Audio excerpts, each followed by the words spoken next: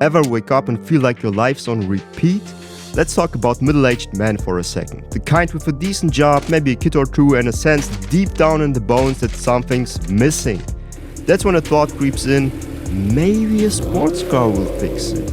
But then, back to the same routine. Every day on repeat, the spark you had in your 20s burned down to a flicker. You're looking for something, anything to break the monotony. And then, you see it. A sports car, blood red. You imagine the roar of the engine, burnt rubber, gasoline. You picture your reflection in a glass window as you drive by. Sharp, fast, free. The thing is, you've always liked cars. I get it. But will buying a sports car actually make you happy? Or is it just a fantasy that will turn out to be a midlife crisis on wheels? So before you trade cash for peace, there are 4 questions you should ask yourself. And I promise you this, if you answer them honestly, you'll know exactly if you should spoil yourself and get a sports car, or if it will be nothing more than a weight around your neck. But first, let me ask you this, stacked spec sheets or smiles per hour? If you must pick one, which one do you choose? If you're more of a smiles per hour guy, then we need you in this corner of YouTube. Hit the subscribe button to make sure that we'll meet again. With that out of the way, let's get right into the first of our 4 questions. Question 1. You see there's the price on the windshield, and then there's the price hiding underneath, like something under the bed waiting to make your life miserable. Yeah, maybe you can buy the car, swipe the card, sign the loan, shake the salesman's hand, but that's just the first act. Act 2. Tires that vanish faster than your patience, insurance premiums that bite like frost, a clutch replacement that costs more than your entire first car. And if just thinking about that makes your chest tighten, like there's a hand wrapped around your heart, then don't do it. That car won't bring you freedom, it'll bring you night sweats. So the first question you should ask yourself is this: can you really afford it? Because if the price you pay is your peace of mind, then my friend, you've already paid too much. Question 2. This one's the twist in the story only few see coming. You see, you say you want the car, okay, I get it, but do you really want what comes with it? I'm not talking about money again, I'm also not talking about the fantasy, the sunset joyrides, the thumbs up at red lights, I mean the real deal. The knock you feel up your spine on every pothole you hit, the growl of an engine that just won't shut up no matter the time or place. The steering so tight it feels like trying to wrestle a ram to the ground. It all comes down to this question. Do you actually like driving? Some people live for that. They love the chaos, but also the connection between man and machine. Every shift of the gear stick is a heartbeat. Every curve in the road is a conversation.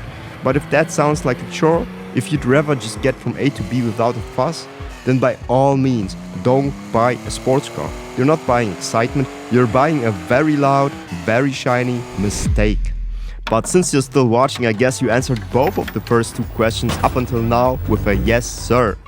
Good, because now it gets really interesting. This is where you'll need to be brutally honest, not with me or anybody else for that matter, but with your own damn self. Question 3. That's why this one's most likely the hardest question out of all 4. Because it isn't just black or white, it's not even gray. And most importantly, there's only one person who can give you an honest answer. The one you see in the mirror every single day. Answer like your soul depends on it. Do I love the car? Or do I love being seen in the car? Because yeah, people will stare, especially if it's loud, fast and painted like sin.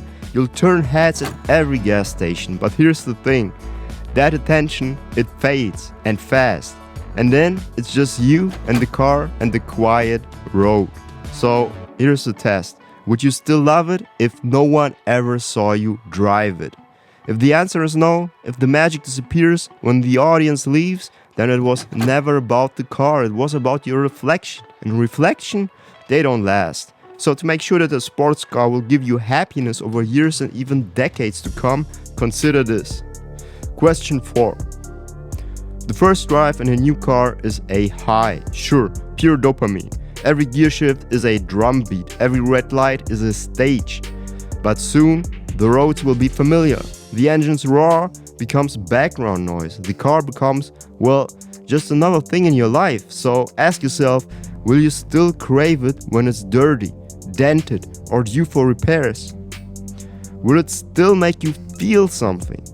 Because what you're actually buying is a companion, and companions, at least the good ones, should grow on you, not wear thin. I can't think of a better example for this than this 80-year-old woman and her RX-7 from Japan. I made a video about her in the last 3 days with her car, a car that she's been driving for multiple decades, by the way. If you want to get a hint of what a true connection between owner and sports car feels like, I highly suggest you watch it. But this connection between a car and an owner isn't something random that just happens. It actually needs a few variables to fall into place just right. What do I mean by that? Well, let me put it simply.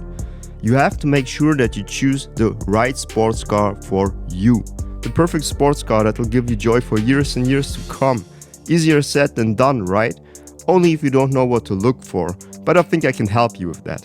Let's take a moment to talk about what actually makes a sports car fun to drive. Forget about spec sheets for a second. Numbers are sterile. They don't tell stories. What you feel behind the wheel, that's where the real magic is. A while back I uploaded a video that went into detail on this. Why do 90s cars feel fast? In it I broke down into 5 laws of speed. If you want all the nitty-gritty detail, give it a watch. But to sum it up, all comes down to this. Law 105, noise. Think of it this way. Every sports car speaks its own language. The question is, how much of it do you want to hear? Some cars are like a rock band on an open bar night, loud, emotional, raw. Others are more like polite house guests, refined, muffled, easy to live with. But make no mistake, it's far more than just engine noise we're after. It's about insulation in general. You want to hear the road and wind noises too. The point being, noise is one of the most obvious ways a car communicates speed. And when you don't hear the speed, you just don't feel the speed. Law 2 of 5, height. Sitting low to the ground changes everything. It's like moving from the balcony to the front row at a concert. Every bump becomes a conversation, every curve becomes a dance. And when you sit low, even 30 miles per hour feels fast. That's the secret. Speed is perception. And lower ride height tricks your senses in the best way. You start paying attention to the world again, because the car makes you. Sure, you'll scrape parking lot entrances and boy, you'll learn to hate speed bumps. But you'll also discover a weird joy in hugging the road like it's your old friend. Law 3 of 5, power to weight ratio. People chase big horsepower like it's a status symbol. And to be honest, in my eyes, that's a beginner mistake. A mistake someone would make who's never driven a real sports car before. Someone who judges cars by their spec sheets instead of how it feels when you put your butt in the driver's seat and beat that thing around corners like it's a borrowed mule the owner won with a lucky hand in last night's poker game. The point is this, power means nothing if the car's dragging around 100 extra pounds of, let's say, luxury. You want quick, you want agile, you want fun, then weight is the frigging enemy. That's why I can promise you this. If somehow the YouTube algorithm gods feel like sharing some love with small channels like this one, and this very video you're watching right now gets, let's say, more than 10,000 views, this will happen. You'll see countless people raving about Miatas in the comment section.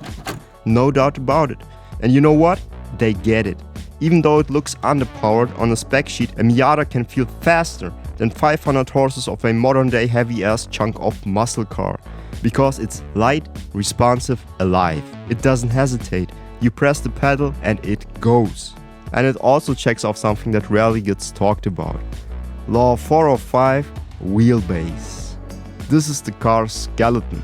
The wheelbase, distance between the front and rear axle, changes the entire personality. Short wheelbase cars are playful. They rotate quickly, they switch. Sometimes they scare you a little, in a good way. Think go-karts with attitude. Think first gen GT86, you throw it into a corner and it wants to pivot like a dog chasing a ball. Longer wheelbase cars, they're stable, composed, they whisper, "I've got you." Well, they're great for high speeds or long trips, but not what we're looking for in a sports car, right? Instead, we want sharp, snappy and full of adrenaline, not composed and calm, right? But with the next one, things get personal. Law 5, transmission. An automatic is a convenience, a manual is a commitment, and like most commitments, it demands something from you. A manual transmission forces you to be present, to focus. It won't let you coast through the drive with one hand on the wheel and your brain on your inbox. You've got to feel for the clutch, time your shifts, listen to the engine. It's not transportation anymore, it's participation. Sure, automatics today are fast, lightning fast, faster than manuals even, but speed isn't the point here, engagement is. When you roll your own gears, you stop being a passenger in your own car. You become a part of the machinery, it's tactile, it's rhythm. It's you and the car speaking the same language. And when it all clicks, you feel like you just conducted a symphony with 3 pedals and a stick. If you've ever experienced this, then you know exactly what I mean by this, right? So let's play a game. There's only so many cars a single man can drive and experience. That's why I'd like to enlist your help. Based on my 5 laws of speed I just shared with you, I'll give you my very own list of recommended cars for every budget. 20, 50 and 80k. Now, here's the thing. I need you to add your own favorite cars for every one of the price points in the comments. And if you see a list you like, drop some love and hit thumbs up. The list with the most likes will get a shout out in my next video. So let's get to it.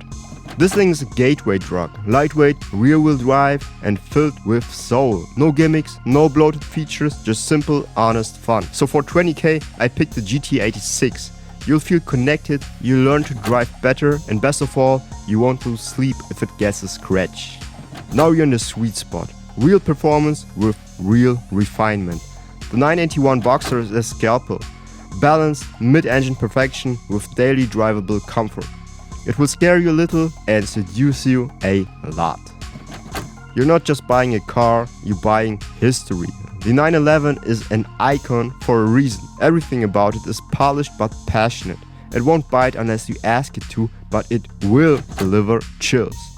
This tier is for when you're no longer asking, can I afford this? You're asking, why haven't I done this already? And because the best sports car isn't the one people admire in the parking lot, it's the one that makes you take the long way home every damn time.